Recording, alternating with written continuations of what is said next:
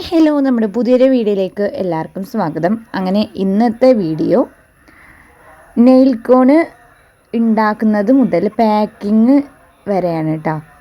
അതായത് ആദ്യം മുതലേ ഞാൻ നിങ്ങൾക്ക് കാണിച്ചു തരികയാണ്. ഇത് ഓൾറെഡി നമ്മൾ മിക്സ് ചെയ്ത് വെച്ചിട്ടുള്ളതാണ്.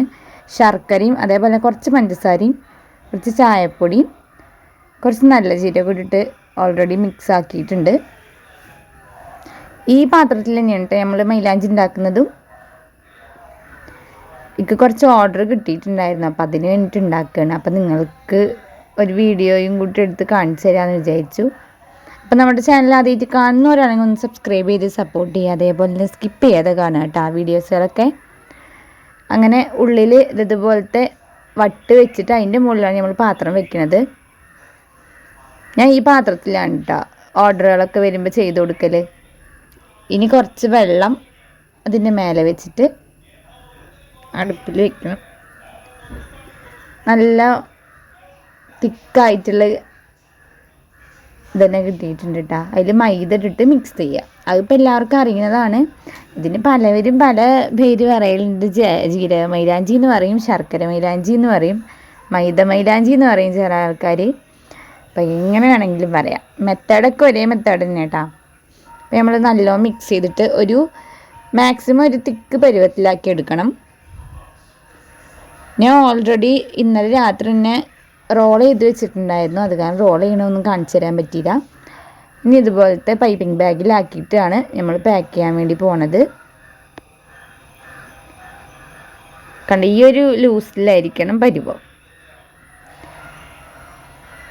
ഇനി കുറേശ്ശെ ആയിട്ട് ഓരോ റോളിലാക്കി കൊടുക്കാം.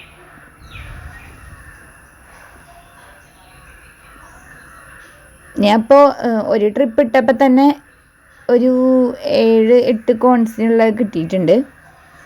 നമുക്കൊരു 7 കോണ് ഓർഡർ ഉണ്ടായിരുന്നു.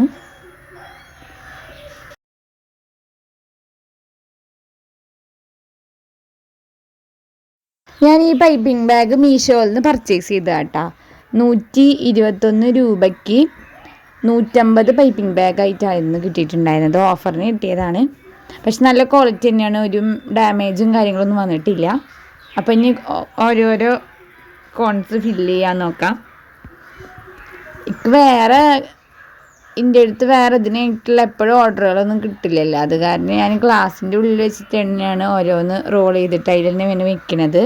വേറെ മറ്റേ ആ റോളറും കാര്യങ്ങളൊന്നും ഇല്ല. സ്റ്റാൻഡില്ലേ, ഇതൊക്കെ ഇങ്ങനെ ആക്കിയിട്ട് വെക്കുന്ന സ്റ്റാൻഡ് അതൊന്നുമില്ല. അപ്പം ഇനിയിപ്പോൾ ഏതായാലും കുറേശ്ശല്ലേ കിട്ടുള്ളൂ എന്ന് വിചാരിച്ച് ക്ലാസ്സിൽ തന്നെയാണ് ഒക്കെ റെഡിയാക്കി വെക്കുന്നത്. ഇതേപോലെ നമുക്ക് ബാക്കിയുള്ള ഇതാക്കാം. എന്നിട്ട് ആ താഴത്തെ കണ്ടോ, അവിടെ ലീക്ക് വരാണ്ടിരിക്കാൻ ചെറിയൊരു സെല്ലോ ടാപ്പ് ഒട്ടിച്ചു കൊടുക്കാം കേട്ടോ.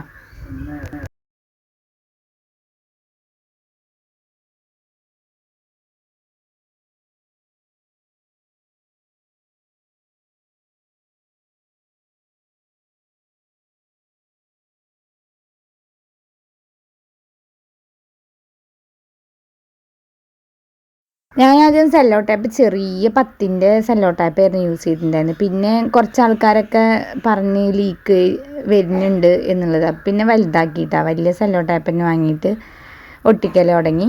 അപ്പം ലീക്കൊന്നും ഉണ്ടാവില്ല എന്ന് വിചാരിക്കുന്നു. അപ്പോൾ ഇതാണ് നമ്മുടെ ഇന്നത്തെ വീഡിയോ. അപ്പോൾ എല്ലാവർക്കും ഇഷ്ടപ്പെട്ടതിന് ഒന്ന് സബ്സ്ക്രൈബ് ചെയ്ത് സപ്പോർട്ട് ചെയ്യണം കേട്ടോ. അപ്പോൾ ഇനി എന്തായാലും കൂടുതൽ മെഹന്തി റിലേറ്റഡ് ആയിട്ടുള്ള വീഡിയോസായിട്ട് കാണാം. ബൈ.